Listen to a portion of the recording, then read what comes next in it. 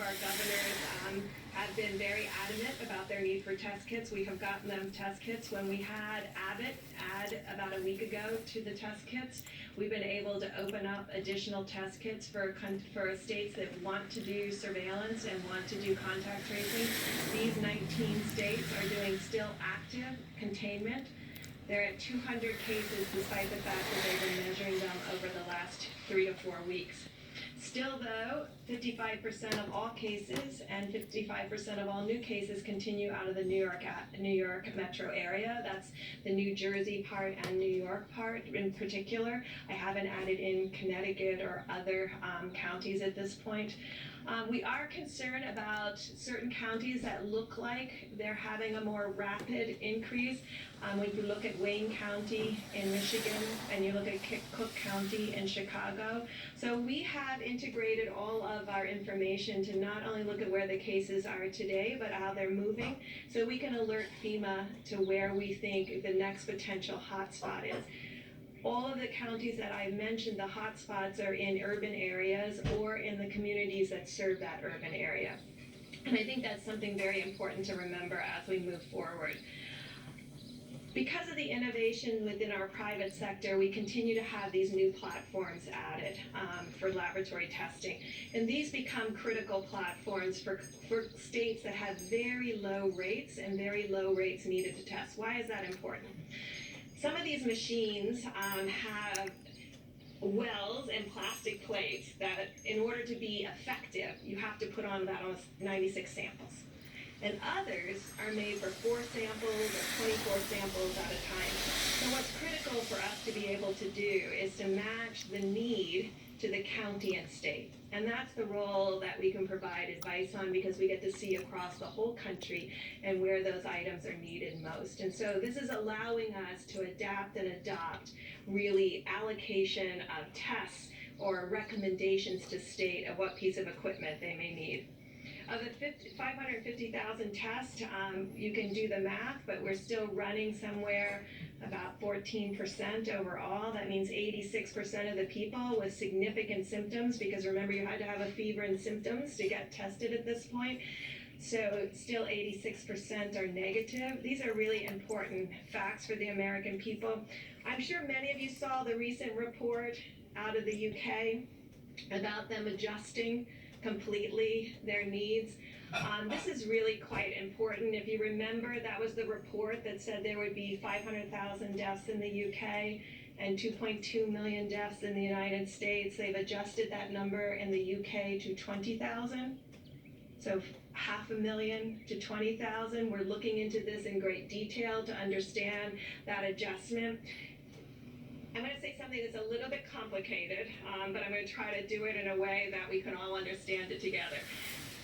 In the model, either you have to have a large group of people who are asymptomatic, who've never presented for any test, in order to have the kind of numbers that were predicted.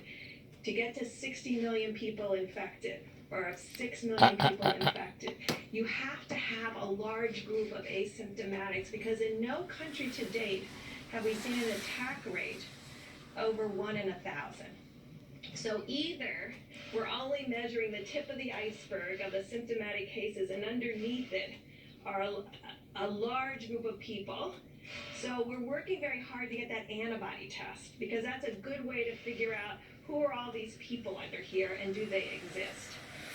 Or we have the transmission completely wrong. So these are the things we're looking at, because the predictions of the models don't match the reality on the ground in either China, South Korea, or Italy. We are about 5 times the size of Italy. So if we were Italy and you did all those divisions, Italy should have close to 400,000 deaths. They're not close to achieving that. So these are the kinds of things we're trying to understand. Models are models. We're adapting now to the reality. There's enough data now of the real experience with the coronavirus on the ground to really make these predictions much more sound. So when people start talking about 20% of a population getting infected, it's very scary. but we don't have data that matches that based on the experience. And then finally, the situation about ventilators. We were reassured in meeting with our colleagues in New York that there are still ICU beds remaining, and there's still significant, over 1,000 or 2,000 ventilators that have not been utilized yet.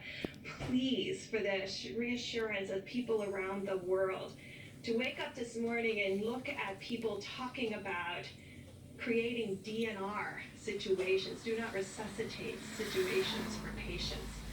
There is no situation in the United States right now that warrants that kind of discussion. You can be thinking about it in a hospital. Certainly many hospitals talk about this on a daily basis. But to say that to the American people, to make the implication that when they need a hospital bed, it's not going to be there, or when they need that ventilator, it's not going to be there. We don't have an evidence of that right now. And it's our job collectively to assure the American people that it's our collective job to make sure that doesn't happen. Right now, you can see these cases are concentrated in highly urban areas. There are other parts of the states that have lots of ventilators in other parts of New York State that don't have any infections right now. So we can be creative, we can meet the need by being responsive. But there's no model right now, no reality on the ground where we can see that 60 to 70% of Americans are going to get infected in the next 8 to 12 weeks. I just want to be clear about that. So we're adapting to the reality on the ground. We're looking at the models of how they can inform, but we also are learning very clearly from South Korea and from Italy and from Spain. Just to final, because I know many of you will look up my numbers. The only people who are over really 1 in 1,000 cases are people that have very small populations, like Monaco and Liechtenstein. So you will see a different number coming from when your population is really tiny. One case can put you over 1 to 1,000 or 2 to 1,000. Thank you. Good. We'll do questions involved. Dr. Thomas. Thank you, Mr. Vice President. I'm going to change the topic just a little bit because there was a questions that came up and I've been asked about this on a couple of media interactions regarding the interventions that we're talking about. And it's important because it's about something that I said yesterday about what we would likely see. Whenever you put the clamps down and shut things down, you do it for 2 reasons. You do it to prevent the further spread, this we call mitigation, but you also do it to buy yourself time to get better prepared for what might be a rebound. It may be a rebound that we get things really under control, and then you pull back, which ultimately we're going to have to do. Everybody in the world is going to have to do that. You're either going to get a rebound or it might cycle into the next season. So what are we going to do to prepare ourselves for that? One of the most important things is one that I mentioned several times from this podium, and that is to clarify a bit about the timeline for vaccines and would that have any real impact on what we would call a rebound or what we would call a cycling in the season. Certainly for sure, a vaccine is not going to help us now, next month, the month after. But as I mentioned to you, we went into a phase 1 trial, and I keep referring to one vaccine. There's more than one. There's a couple of handfuls of vaccines at different stages of development, but they're all following the same course. And the course is you first go into a phase 1 trial to see if it's safe, and you have very few people, 45 people within a certain age group, all healthy, none at really any great risk of getting infected.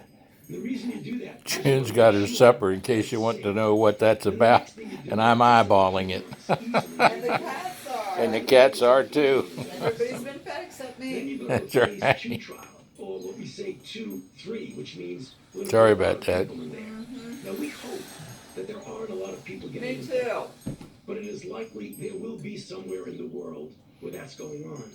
So it's likely that we will get what's called an efficacy signal, and we will know whether or not it actually works. If in fact it does, we hope to rush it to be able to have some impact on recycling in the next season. And like I said, that could be a year to a year and a half. I'm not changing any of the dates that I mentioned. But one of the things that we are going to do that you need to understand that has been a stumbling block for previous development of vaccines, and that is even before you know something works, at risk, you have to start producing it. Because once you know it works, you can't say, great, it works. Now, give me another 6 months to produce it. So we're working with a variety of companies to take that risk. We didn't take it with Zika. That's why, we have a nice Zika vaccine, but we don't have enough to do it because there's no Zika around. Same with SARS. So that's one of the things we're really going to push on, is to be able to have it ready if, in fact, it works. Now, the issue of safety, something that I want to make sure the American public understand. It's not only safety when you inject somebody and they get maybe an idiosyncratic reaction, they get a little allergic reaction, they get pain. There's safety associated. Does the vaccine make you worse? And there are diseases in which you vaccinate someone, they get infected with what you're trying to protect them with, and you actually enhance the infection. You can get a good feel for that in animal models. So that's going to be interspersed at the same time that we're testing. We're going to try and make sure we don't have enhancement. So the worst possible thing you could do is vaccinate somebody to prevent infection and actually make them worse. Next, and finally, with regard, I'll get you to your question. Finally, with regard to therapies, I mean, we keep getting asked about therapies. There's a whole menu of therapies that are going into clinical trial. As I've told you all, and I'll repeat it again, the best way to get the best drug as quickly as possible is to do a randomized controlled trial so that you know, is it safe and is it effective? If it's not effective, get it off the board and go to the next thing. If it is effective, get it out to the people that need it. So you're going to be hearing over the next month or more about different drugs that are going to go into these randomized controlled trials.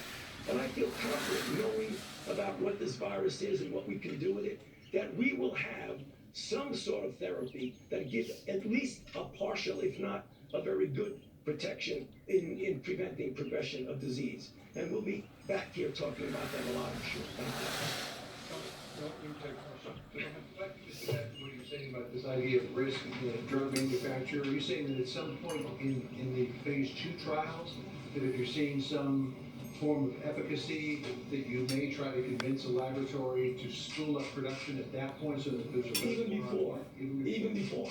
When I go into phase 2, I want to find somebody that's going to make it. Well, partially the federal government, I think in some respects to de-risk it, but also investments by the companies. A lot of companies are not shy now about doing that. Usually when you do that at risk, John, you got to give some backup for them. And we've done that. We've put hundreds of billions of dollars into companies to try and make vaccines. I wouldn't hesitate to do that for a moment now. Talk about having low risk, medium risk, and high risk counties. Dr. Barks, but there's no domestic travel restrictions. What's to prevent somebody from a high risk county going to a low risk county? Don't you risk creating a patchwork system, allowing more cases to slip through the cracks and the virus to spread in other areas of the country? I think this is a very important concept, and it's why we've really worked on messaging to the American people about these 15 days to stop the spread. Because part of this will be the need to have highly responsible behavior between counties. And I think the American people can understand that they will understand where the virus is, because we'll have the testing data, and where it isn't, and make sure that they're taking appropriate precautions as they move in and out of spaces. I think this will be critical for our future as we work together to really understand where the virus is and where it isn't in real time. If I just follow up on sort of your modeling, everyone's talking about this Neil Ferguson study out of Imperial and how the modeling has changed. You last week said, or it was on Monday, that you talked about a serology test, something promising coming out of Singapore. Where are we on a serology test? The president said very quickly. And then is that what you need to do some sort of community survey so you can get to some of these X and Z's so you can figure this all out? So we're talking to CDC right now. They are extraordinary in outbreaks and contact tracing. So they are going to be the workforce behind any new strategy that looks at counties that need to completely move into containment and surveillance and contact tracing. But part of what they're looking at now is, where are these antibody assays? To be clear, there is antibody assays available right now, but they're by ELISA. And what we're trying to do is not just do ELISAs, because they can use that now, but to be able to have point-of-care rapid diagnostics like we have with HIV, where you just get a drop of blood, you put it on a little cassette, and it tells you if you're positive or negative. So that's what companies are working on. Yes, correct. That's the IgG to measure. Now remember, that's not going to be helpful in diagnosis. That's going to be helpful for us to know how many asymptomatic cases there are, or were. How close are we to figuring out what the asymptomatic rates are? Because that seems to be the big question here. It is a big question. It is a very big question. And so we have people, the FDA is working on that around the clock. They do have applications that are coming in. We put out a call for applications. I've been talking about it from this podium. If you have an IgG assay, rapid test, not an ELISA. I mean, you could do the ELISA today because the original SARS antigens react very well to the current COVID-19 antibodies that people have, but we're really working on that, both so that we could have therapeutics that could be plasma derived. So thank you, yes, we're very much focused on that. How soon will you be able to classify these counties? Because there's a lot of testing that has not been done yet. Well, there are states, and I just want to really recognize state and local health officials that behind all of this have continued to test and have continued to do surveillance. So we do have states that have been doing surveillance all along, who have been doing contact tracing all along. It never gets reported because it's not, it's not that exciting that they've identified 10 cases. But there are states doing that and have been doing it throughout this entire outbreak, and that's why we have some confidence that testing has been going on. We have to expand testing for surveillance. But this is that, we talked about it a little bit yesterday, the flu platform. So the flu platform is driven off of emergency rooms and hospitals reporting flu-like illness to their state and local governments. And that then will trigger the individuals to get tested. So we have a platform that states and local governments are completely used to. They're not used to doing it this late in the season. They'll do it usually through the end of March, but flu usually tails off a lot by April. So we're asking them to continue the activation of screening for flu-like illness. Now, that doesn't get to his question about where's the asymptomatics and how much of that. That helps us find cases and contact trace on systematic cases. Oh, Queenie. For the places, the counties that don't have Oh, Queenie. the data yet, will there be different CDC guidelines? So these are very early days of us what we're trying to do is to utilize a laser-focused approach rather than a generic horizontal approach. And I think in the 21st century, we should be able to get to that. Why am I confident that we can do that? Because we do that in sub-Saharan Africa right now for HIV. That's how we're stopping the epidemic there. So we've done it. We've done it in resource-limited settings. So I do believe we can transpose that approach here to the United States and be able to we have granular data down to a GPS coordinate of a site of a clinic and hospital. We think that same thing can be done in the United States. Quick question on the would you suggest restrictions to states for something like that? Like if there was a high-risk county and the restaurants are open in a low-risk county, wouldn't your fear be that people in that high-risk county go over to the restaurants? But these are dialogues that the federal government has to have with state and local governments, because state and local governments make those decisions, and that's what's been inspirational to me, is seeing how much the governors understand where they are in their epidemic and what they will need to do in the future. This is what we're trying to tailor. It requires us to have very clear data disaggregation at the county and state level, but I think you've been hearing from us, these outbreaks and clusters, we've been able to very well define to date. The one that was in King County, the one that is now in New York City, the one in New Orleans, the one in Wayne County. So, and we can see that spread throughout the region and those closely related counties. So this is what we're talking about, how to do surveillance, how to do contact tracing, and how to do each of these items to make sure that you prevent that spread. What's your timeline, do you think? What's your timeline for implementing guidance like this? Well, we have to get all of our data together. We owe it to the president. And we owe it to the president to be able to make that decision. So that's what we're working on right now, is getting that granularity. I can speak. All right, guys, last question.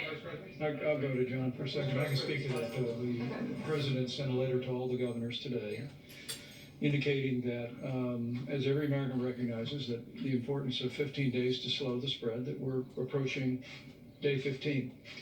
And what the president told the governors, that we're going to listen to the very best health experts in the world. We're going to examine that data very carefully, and we'll be presenting this weekend the president a range of recommendations and additional guidance for going forward. The president's made it clear that, in his words, he wants to open the country up, but we're going to do that responsibly. And as the president told the governors today, we'll do that based on the data. John, one last one. Mr. Vice President? I'll go to John. We'll slot what? Unless there was a last minute glitch, we should probably see phase 3 pass the House tomorrow. Already there are many members who are talking about the need for a phase 4. Do you see the need for a phase 4? And if so, what do you think should be addressed in it? Well, first, let me just say again how grateful the president and I know governors across the country are for the extraordinary bipartisan work that's been done on Capitol Hill. Not just in the bill that will be taken up by the House of Representatives tomorrow, but in legislation last week that extended paid family leave, free coronavirus testing to every American, made sure that all the agencies at every level of the federal government had the resources to meet this moment. It's really been a very inspiring time. But what the president's made clear to our governors, we're going to do whatever it takes.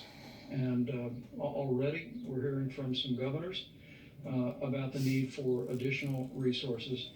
And we will evaluate those very carefully. And I think the Secretary of the Treasury has already indicated, and congressional leadership has already indicated a willingness to remain open to that. The American people know we're all in this together. And the unity that you see on Capitol Hill, the unity that this president has marshaled among governors all across this country in our states and territories will continue to drive forward. We're going to make sure the people on the front lines are healthcare workers and the people that are serving them, make sure our state governments, make sure every agency of the federal government have everything we need to put the health of America first. We'll see you back here tomorrow. Thank you all. And thank you all for watching. Anybody that can stay through this whole thing is a pretty brave person too. Listen to Brett here for a little bit. With a briefing at the White House briefing room, one of the headlines out of that New York City is getting some help, according to the president. The hospital ship, the Navy hospital ship, the USNS Comfort, will leave for the city on Saturday and will arrive on Monday. President Trump saying he is going to send it off on Saturday. Meantime, the president, in our latest Fox News poll, tying his highest ever approval rating in that poll at 48%. He had his highest rating in the most recent Gallup poll as well. 48% approval. Requests for first-time unemployment benefits reached 3.3 million last week. But his approval rating for the virus is 60% approval. In a recession right now. 89% of those surveyed in our poll say they are concerned about that. House Speaker Nancy Pelosi says the massive $2.2 trillion stimulus package or emergency package approved last night by the Senate will pass the House tomorrow with what she calls strong bipartisan support. Don't know if it's going to be quick or we'll take a roll call vote. We will see. The market recovery today, liked all of that. It continued. The Dow surged 1,352 points, almost 6.5% today. The S&P 500 gained 155. The NASDAQ jumped 413. Meantime, a grim milestone, the death toll from the virus has eclipsed 1,100 here in the U.S. with more than 82,000 infections, with almost 14,000 today, added today. That means that's more than Italy or China in the world for total cases now in the U.S., but still far behind in fatalities. Starting us off today, as he often does, Chief White House Correspondent John Roberts, who's just in that briefing in the White House briefing room. Brett, good evening to you. And you heard the Vice President say just a moment ago that this weekend the President's coronavirus task force will be presenting data and recommendations to him as they look ahead to this potential target date of Easter Sunday to try to get some areas of the country back to work. The President also saying that he spoke to members of the G20 today about what they can do to stop the economy from collapsing. But today, this morning, the economic pain from what's happening with the coronavirus and the economic shutdown on full display for everyone to see. It wasn't a surprise, but still a body blow for the administration as weekly unemployment claims soared to a staggering 3.3 million people. It's a lot of jobs, but I think we'll come back very strong. The sooner we get back to work, every day that we stay out, it gets harder to bring it back very quickly. And our people don't want to stay out.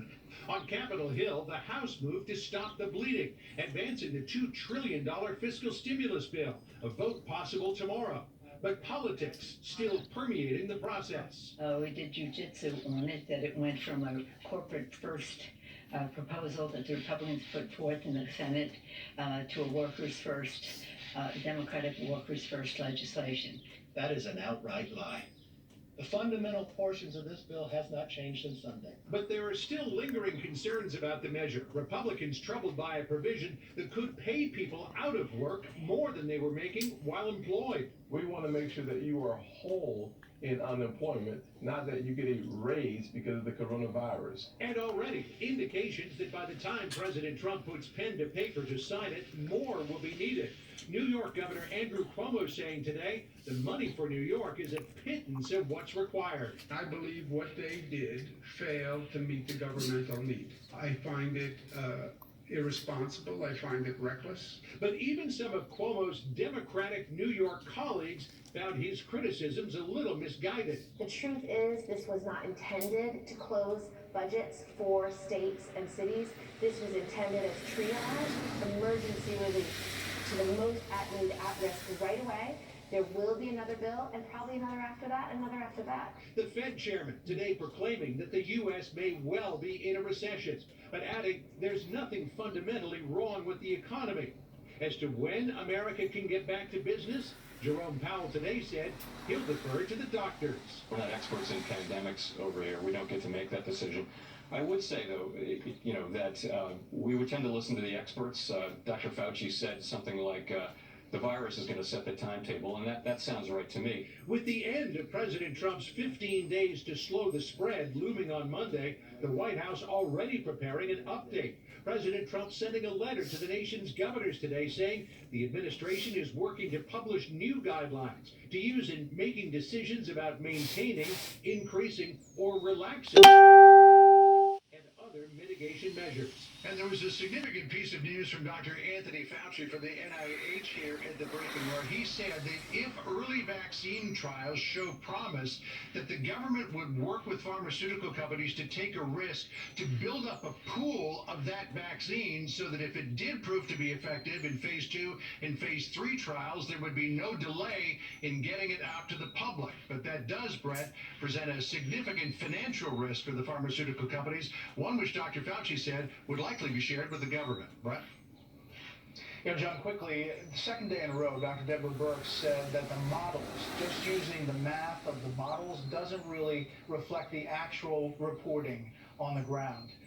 She's trying to make that point. She is, because the initial models were terrifying. I mean, you had hundreds of thousands of deaths that were projected in certain countries around the world. Doesn't look like the numbers are anywhere near that, just a mere fraction of that at this point. Everybody's hoping that will hold. Brett? Okay.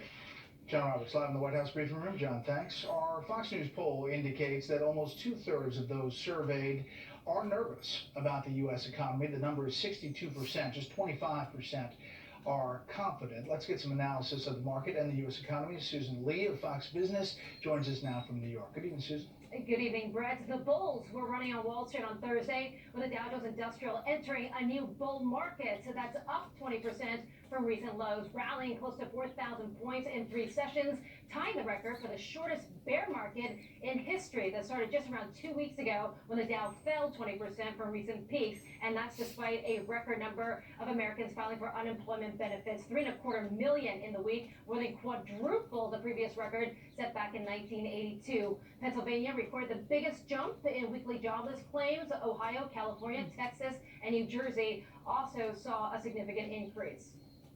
We may well be in a recession, but again, I would point to the difference between this and a normal recession. There's nothing fundamentally wrong with our economy. Quite the contrary. The economy performed very well right through February.